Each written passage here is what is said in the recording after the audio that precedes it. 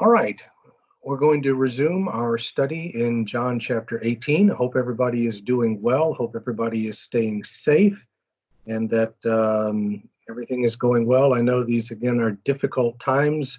This is an extraordinary situation and just things are nuts out there, but I hope everybody is doing well.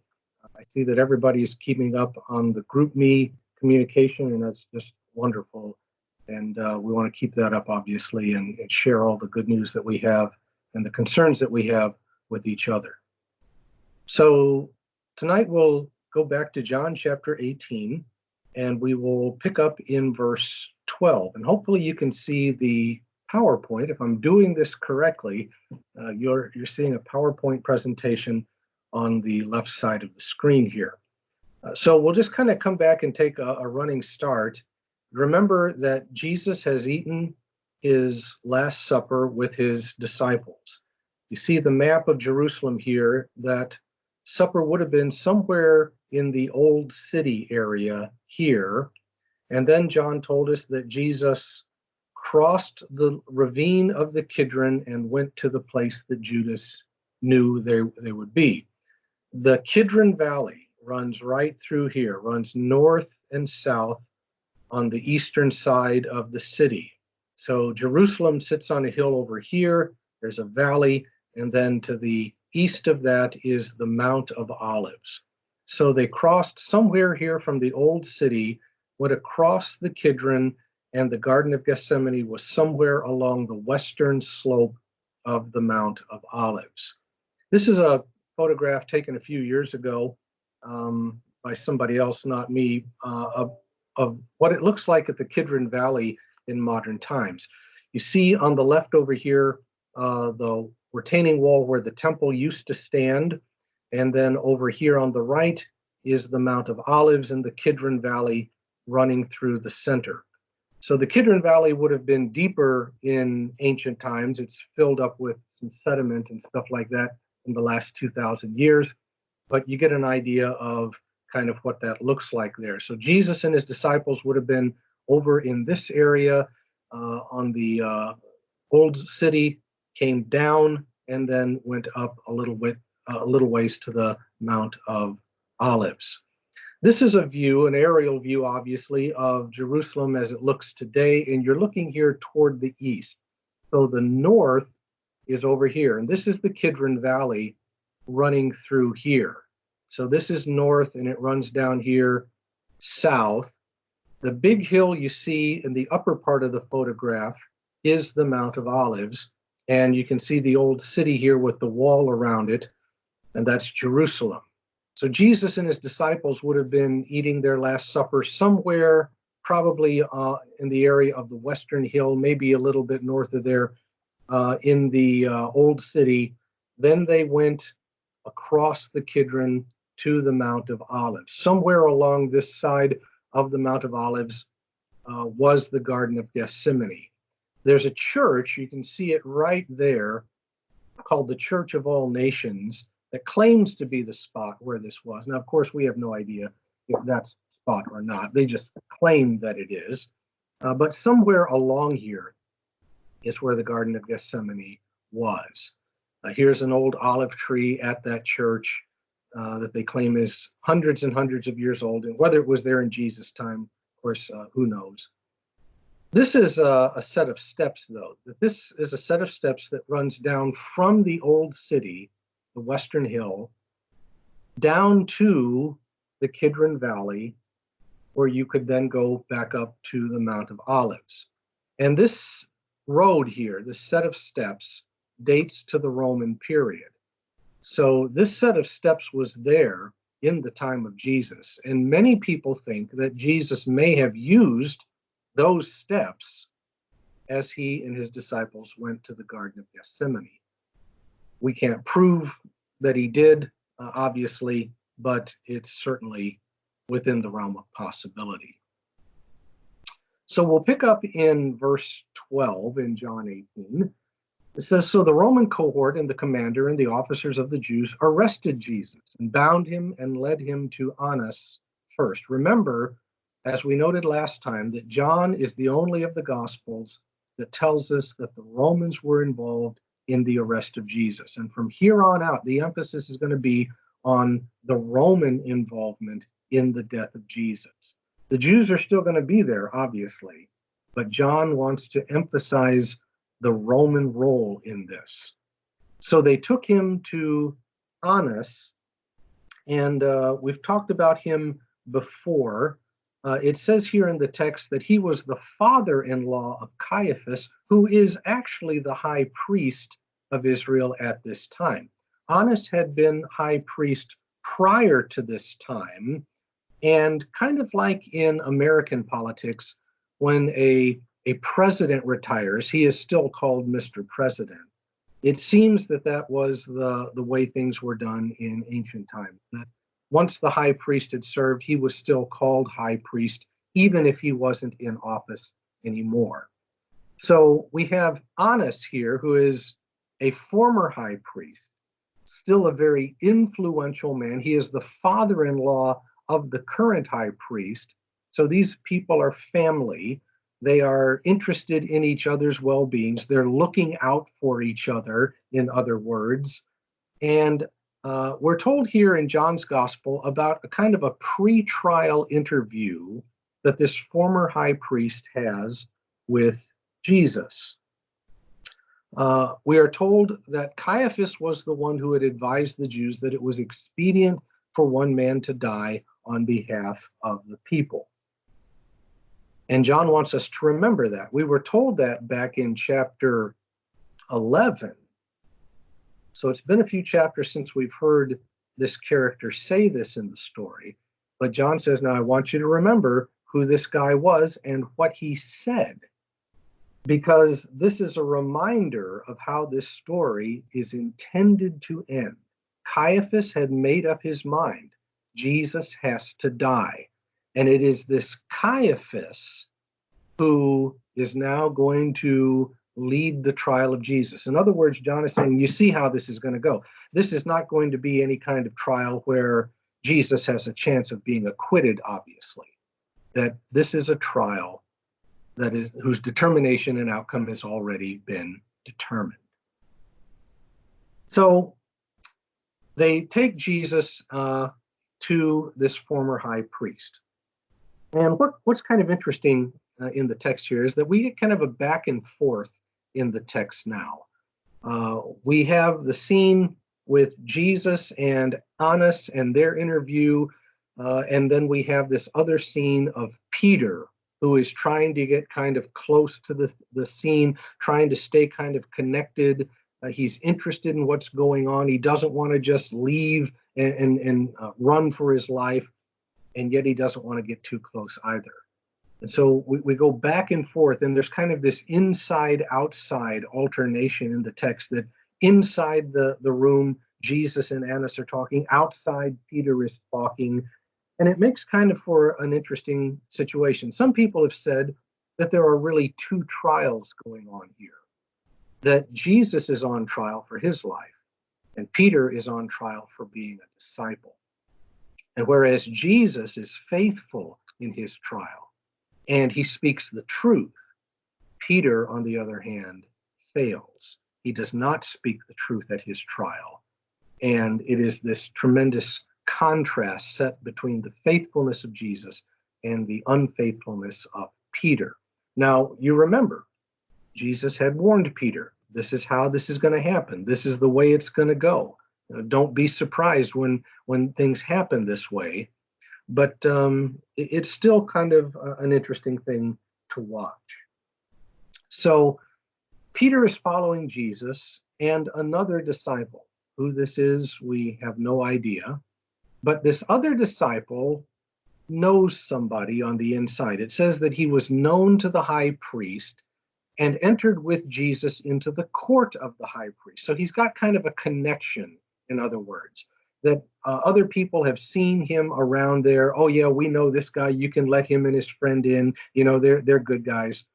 And so they get into the court. Now, presumably, the interview with Jesus is taking place somewhere near here. It's one of the strange features of John's text here that he doesn't tell us where the interview with Annas is going on. That would be kind of interesting to know if you ask me, but John doesn't tell us. The assumption seems to be that they're all kind of pretty close together here as these things are going on. So Peter is standing at the door outside. And so get the picture that there's this courtyard, enclosed area. Peter's friend, this other disciple, has gone in. Peter is staying outside. He doesn't want to get too close. And the other disciple notices that Peter hasn't come in. It says he went out and spoke to the doorkeeper and brought Peter in. He says, hey, can you let my friend come in? He's been with me, and he's a good guy, and vouches for him. And so Peter is brought in.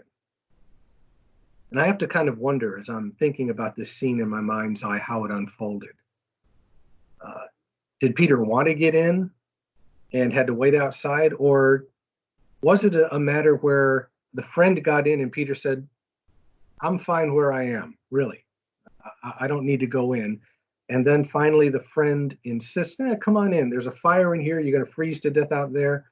I don't know exactly how all of that went down, but it's interesting that Peter gets brought in.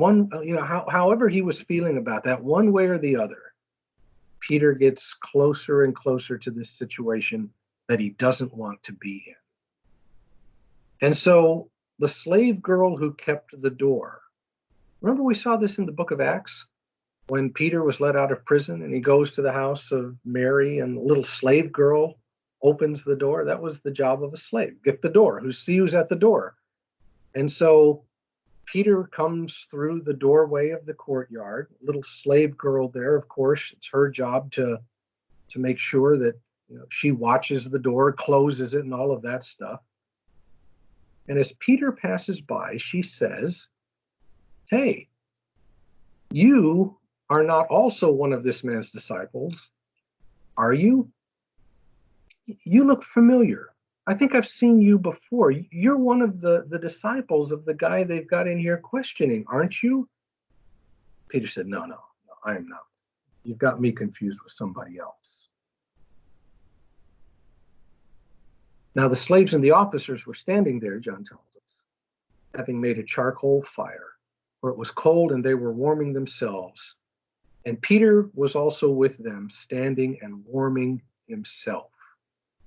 So this is kind of a classic scene in the Gospels, Peter warming himself at the fire of the enemy, trying to be kind of one of them, blending in a sense, not being, a stand-up kind of guy at this moment, denying that he knows who Jesus is. I'm just here, I'm just with my friend here. I'm not connected to anything. And certainly, this is not the Peter that we have seen throughout the story, who has pledged allegiance to Jesus and loyalty and tried to defend Jesus in the garden by cutting the ear off one of the servants. That servant's name is going to come up here in a moment. So all of this is there to remind us of just how upside down this situation has now gotten. So Peter is out there doing this. And meanwhile, inside, the high priest is then questioning Jesus about his disciples and about his teaching. You'll notice that John doesn't give us details about that. He doesn't tell us what the questions were. It's probably not hard to figure out, however, what it was that Annas was asking. He was probably asking things like, what are the names of your disciples? How many of them are there? Where are they right now? What have you told them to do? What are they up to? Are they in the city? Are they still back there in Gethsemane? Are they going to go cause a problem? Have they been told to go get people and break you out of here? And he's probably thinking in terms of controlling the situation. What's going to happen next? Who are these disciples and what are they capable of? Probably questions like that. And when it says he questions Jesus about his teaching, probably not so much, what do you believe about God or that kind of thing, but are you claiming to be a king? Do you think you should be a king? Do you not like the Romans? Do you not like the Jews or the chief priest? What's your beef with everything? That kind of thing. In other words, he probably wants to know the political ramifications of the teaching of Jesus and the political views of the disciples as well. Will there be resistance? I have no idea why that camera is moving. I just have no idea. Will there be resistance? What are the disciples up to? That kind of thing. And in typical fashion for this gospel, he is obviously concerned about all the wrong things. I mean, here is a man talking to Jesus.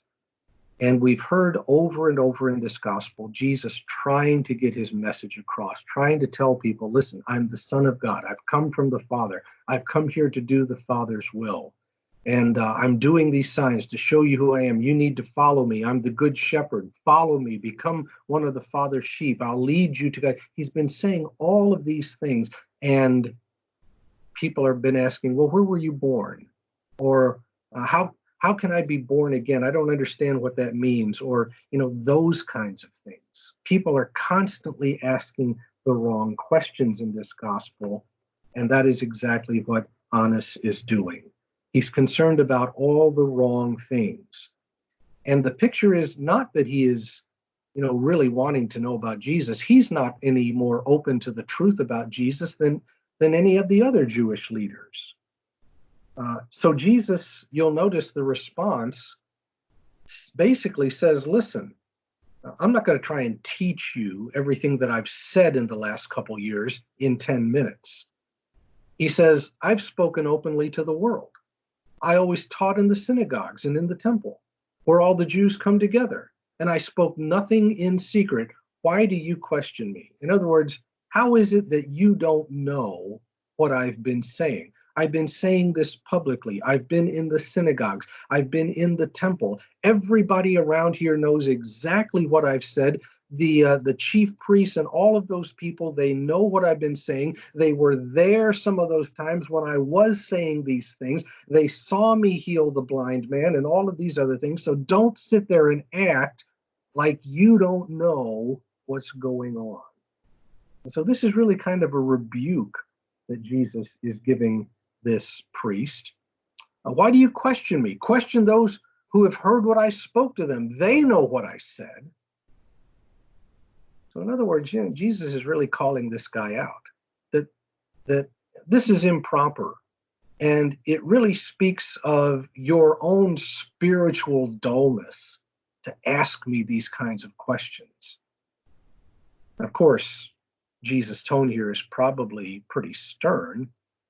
And that leads to what happens next. When he had said this, one of the officers standing nearby struck Jesus, probably something like punched him in the mouth, slapped him in the face, and said, "Is that the way you answer the high priest?" And Jesus answered him, "Okay, tell me what I said wrong. Tell me what part of my answer was incorrect. What is not true about this? The fact is that I have already said all I need to say. I've said it all in public. And for this guy now to ask me, what have you been teaching? That is just the wrong question to be asking here. So if I've spoken wrongly, testify of the wrong. Tell me what it is. But if I have testified rightly, if I've said what is true here, why do you strike me? And so Annas ends the interview. Rebuke is kind of taken, it sounds like, and says, okay, well, if you're not going to cooperate, then I'm not going to try to help you. Annas really never really wanted to help Jesus anyway. He just wanted to find out some things. But he probably thinks at this point that Jesus is just being belligerent. Jesus is being evasive. He won't answer my question. So I'll just send him on for trial. And my guess is that he's probably guilty of something if he's acting this way. Now remember, over and over in this gospel, we see irony. Irony so thick that you can cut it with a knife, as it were. So here we see some more of it. Annas sends him off to be tried, thinking that he is a troublemaker that deserves what is coming to him. And the irony is, of course, that Caiaphas or Annas doesn't understand a thing. And it's because of his ignorance that he is going to go through with this, not because he understands the situation. We've seen this over and over in the gospel, people who think they understand. But you and I, from John's point of view, know that they understand absolutely nothing. And the high priest is no different. So in verses 25 through 27, we go back now to the scene with Peter. Simon Peter is still there, standing and warming himself by the enemy's fire. And so now we have the people who are around Peter, the group that's standing there. And they said to him, "Are you not also one of his disciples? You're not also one of his disciples, are you? I've seen you before." Now, whether they heard the little slave girl say this or not, I don't know. My guess is that they hadn't. That probably took place a few yards away out of earshot. But now somebody else recognizes him, and Peter says, no, I'm not one of his disciples. He denied it. I'm not. And then one of the slaves of the high priest, being a relative of the one whose ear Peter cut off. Remember Malchus, the previous scene, said, "I know you. I saw you not long ago. I saw you about an hour ago over there on the Mount of Olives, didn't I? I saw you at Gethsemane. Yeah, you're the guy with the sword. You're the guy that struck my relative here and tried to kill him. I remember you." And Peter denied it again. Now that's kind of interesting. Notice how this has progressed. We have the slave girl who may have seen Peter at some point, may have associated him with Jesus somehow, but the testimony of this slave girl is really not the best evidence by which Peter could be convicted. But now some people who are better witnesses start to say, I think I've seen you before. And then finally we get a witness whose testimony must be believed. He knows Malchus. The story has already been spreading about what happened about an hour ago or so in the garden. And this guy says, yes, you're that guy. He can't be mistaken about this. Peter is convicted. And how does he react to the truth? It says, he again denied it, and immediately a rooster crowed. What's really interesting here is that John does not record Peter's reaction. The other Gospels tell us that Peter went out and wept bitterly. One of the other Gospels tells us that Peter looked at Jesus, or Jesus looked at Peter, that they were close enough to where Jesus could see Peter outside and looked at him. Peter became sorrowful. John says not one word about that. Why? I guess is the question. Well, it's probably not because it doesn't matter or anything like that. I think the emphasis that John is trying to create here is on the word of Jesus. Because back in 1338, Jesus had said exactly this, that before the rooster crows, you will have denied me 3 times. The rooster crowed. The prophecy has been fulfilled. Jesus was correct. Of course, Jesus has always spoken the truth in this gospel, and he spoke the truth about that as well. And so there is this emphasis, recurring emphasis in the gospels about the word of Jesus. And If you and I have the sense as we read this story that, well, I'd still like to know about Peter here. Did it upset him? What did he do? How did he react to this? John's going to leave us hanging for a while. It's going to leave us hanging until chapter 21, when he gets together with Peter again and says, let's talk about what happened that night. But for now, John is just going to leave it there. So let's see, we've been going for 35 minutes or so. Let's get started on the next section. I don't know how far I want to go into this. I don't want to make too many demands on your time, but I do want to show you a few things, and maybe this would be kind of a good place to kind of bring this to our conclusion. It says they led Jesus from Caiaphas into the praetorium, and it was early. Remember, a rooster just crowed. So roosters do that when it's starting to get light. So now the dawn is about to break of the day that Jesus will die. It mentions here they went into the praetorium. The word praetorium is a term, it's kind of a technical term. It is a large area where you would meet with an official, especially a Roman official. And Roman officials, from the emperor down to people like Pontius Pilate, would have lived in a place where there was an official kind of court meeting area where you would come and do business with the politician and his entourage. So one of the interesting questions I like often, as you've noted, to kind of put pictures to things. We think about, where was this praetorium in Jerusalem? There are two possibilities. The traditional site is on the north side of Jerusalem, where the soldiers' barracks was. Back up on the north side of Jerusalem, the north side of the Temple Mount, you see right here these four kind of tower things on the map here. There was a fortress there. No trace of it is left. It's completely gone now.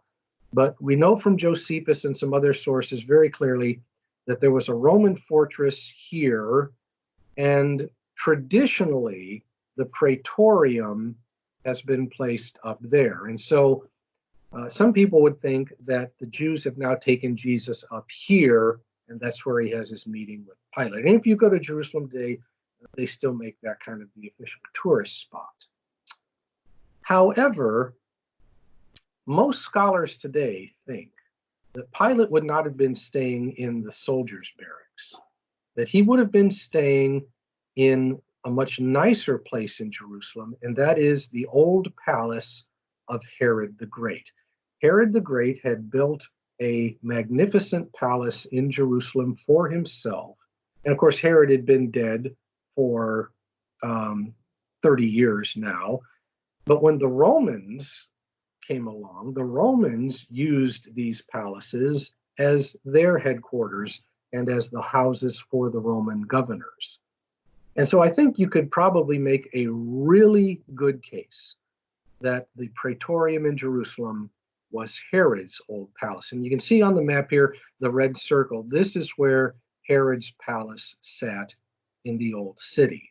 This is a model of the city of Jerusalem. You can see the size of the model with the people back here, but you're looking here in the middle of the picture, these two red buildings with the courtyard in front, and there were pools out there in that courtyard. You can't see from the wall here, but that was Herod's palace.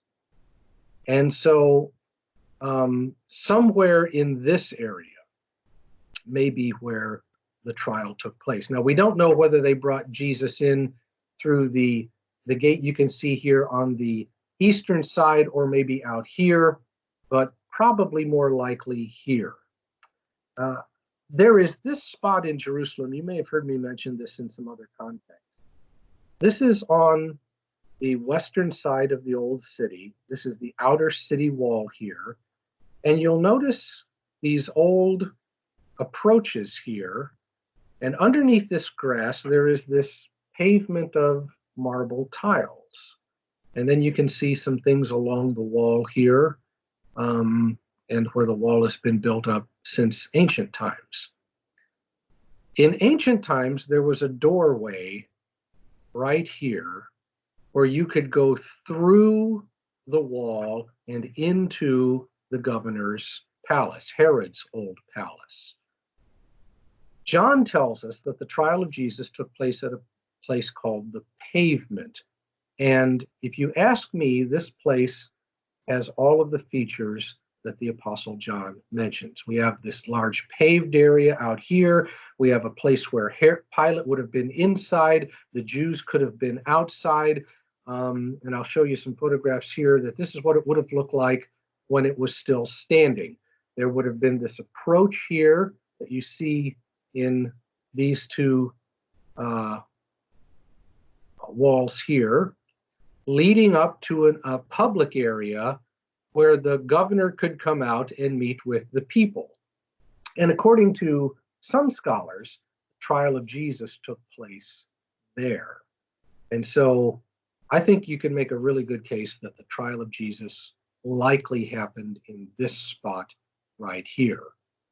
Again, we don't know for sure. So here you kind of see the scale of things. This was the step or the series of steps that led up to a doorway that was originally here. You get a sense of the scale from the girl in the picture. And here's another view again of where she was standing right there. And then that kind of open air area would have been along where you see the hyssop tree here and the other stonework up there. So they led Jesus to the praetorium, but the Jews didn't go in, we're told, because they still wanted to be able to eat the Passover, and if they had entered into a Gentile's abode, they would have been considered unclean. So Pilate has to come in, and we're going to see this almost comic thing in the story, Pilate going in and out, talking to the Jews, talking to Jesus, back and forth. But that is probably the kind of thing that is going on. And I think that it probably took place right there. Well, we've been going for about 40 minutes. I think that's probably enough demand on your kind attention as always. So we're going to stop off at that point and pick up here with verse 28 next time.